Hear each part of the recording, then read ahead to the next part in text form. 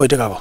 Balamusizaako mwena abatulaba saawe eno tuli mu Ulumbe tuzze okulaba ddala saidi eno tulina omukyala agenda baatubuulira bana Kitebe bayita batya Kitebeo tuli eno Kisoga kati wano wali Kitebe wano Banda wano tuli boundary wano waliwo baatugamba naawe otera osoma ebijja ku gundi okutera okusoma ebirango ku gundi sasoma soko wabulira amanya Salon Kavuma tesasira gwani amanya inze Matama Maguleti ye Matama Maguleti kati ono Matama Maguleti y'omu ku bakyala abaludde kuno eno banna abakyala abawangalidde kuno amazeeko emyaka kuva bamuzaala era kwali kati kakwatire kuva bakuzaala oli ku kitundu kino eno lwaki abantu bagamba ku kitundu kuno eno nti obba nnyo bakabasajja otambula nnyo inze kambuze kakwatire ndako kambere inze Matama Maguleti nziba bakabasajja ayi Bikira Maria omukama abawe nabani inze amakagange inze eguru nga kati wamma kati njagala kuba Matama yalaga mbugo tomanyi luzungu tosobola kwogerako n'eri abantu babuulire mu luzungu babuuzeewo mu luzungu Matama ategere nti nno abaana bo wabaweerera olina ne TV mu nju. Okay, what is the time now? Is it good afternoon, evening, whatever? Is it good morning, good afternoon? Wakati ye Matama ono agamba nti gwa kazungu ko kanafumbu toina TV wama toina TV mugame mu luzungu. I have. You have how many TVs? One TV. One TV. What's your name?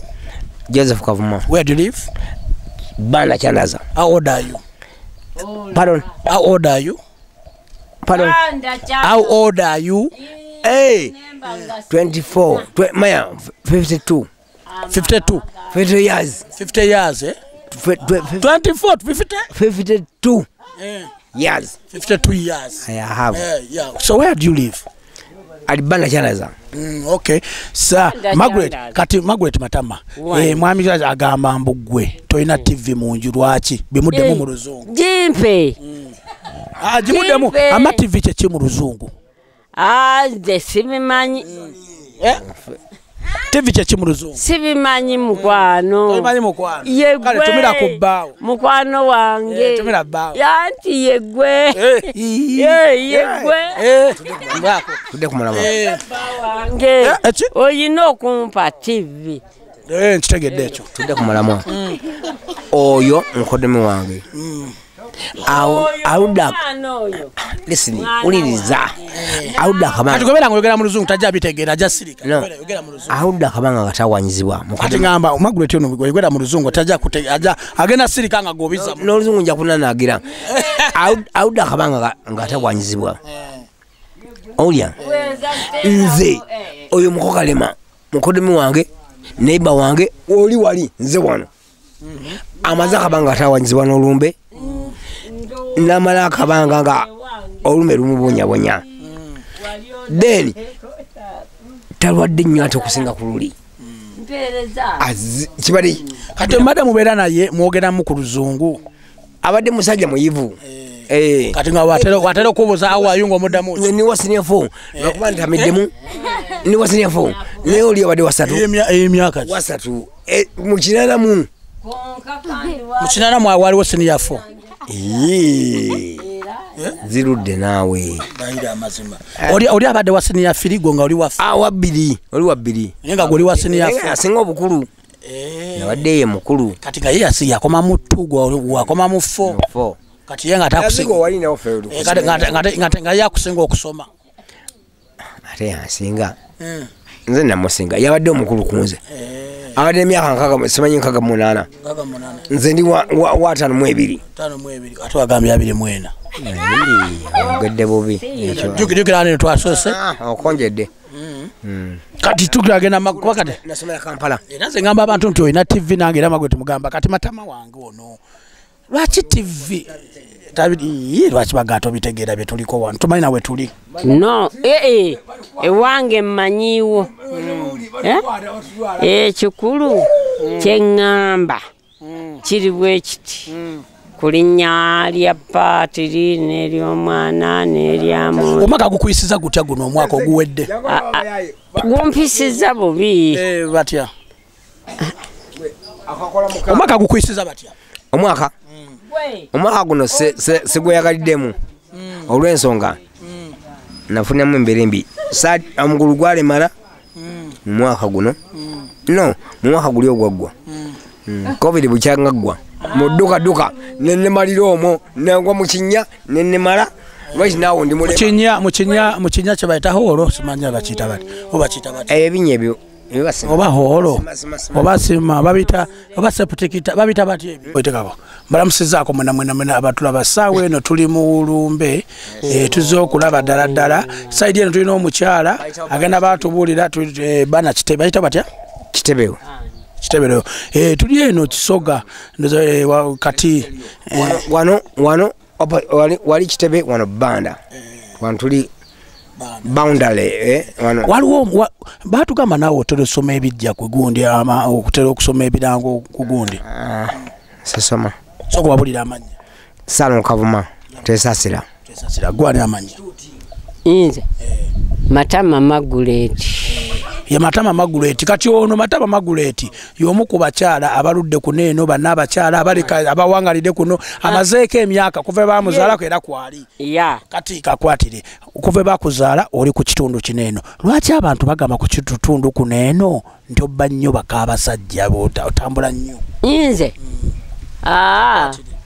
kambuuze kakwatire tendako kambeere inze Matama Maguleti nziba bakaabasajja ayi Bikira Maria omukama abawe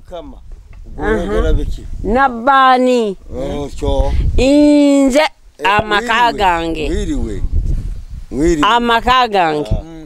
inze eggulu nga kati wamma kati njagala kuba Matama yalaga mbugo tomanyi Luzungu tosobola kwogerako n'eri abantu babuulire mu Luzungu babuuzeewo mu Luzungu ono Matama ategere nti nno abaana bo wabaweerera olina ne TV mu nju. Okay, what is the time now? Is it good afternoon, evening, whatever? Is it good morning, good afternoon? Wakati ye Matama ono agamba nti gwa kazungu ko kanafumbu toyina TV wama toyina TV mugame mu Luzungu. I have. You have how many TVs? One TV. One TV. What's your name?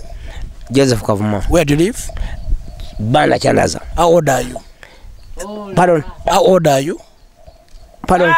How old are you? Hey, 24. Maya, 52. 52.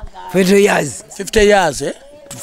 24, 50? 52 years. 52 years. I have. Yeah. So where do you live? At Banda Chandaza. Okay. Sir, Margaret, kati Margaret Matama.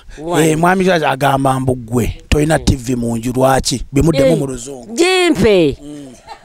Jimuddemu ama TV kye mu Luzungu. Nze sibimanyi.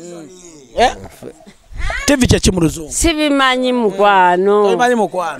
Kale tumira ku bbaawo. Mukwano wange. Tumira bbaawo. Yanti yegwe. Yegwe. Tudde kumulaba. Wange. Oyina okumpa TV. Nkitegedde ekyo. Tudde kumulaba. Oyo nkodemi wange. Auda. Listen, uliriza. Auda kabanga. Kati gobera ngoyogera mu Luzungu tajja bitegeera ajja sirika. Yogera mu Luzungu. Auda kabanga katawanyizibwa. Kati ngamba Margaret ono yogera mu Luzungu tajja kutegeera agenda sirika nga gobiza. No Luzungu nja kunanagira. Auda kabanga ngatawanyizibwa. Olya. Nze oyo mukokalema. Mukodemi wange, neighbor wange, oli wali nze wano. Amaza kabanga katawanyizibwa n'Olumbe. Namala akabanga nga Olume lumubonya. Then talwadde nnyo ate okusinga ku luli. Kibali kati madam mubeera naye mwogera mu ku Luzungu. Abadde musajja muyivu. kati nga watera kubuza awa yungo mudamu ni wasinya 4 bakubanda midemu ni wasinya 4 ne oli abade wasatu emyaka wasatu mukinana mu mukinana mwa wali wasinya 4 zirudde nawe bayira amazima oli abade wasinya firigo nga oli wafu wabbiri oli wabbiri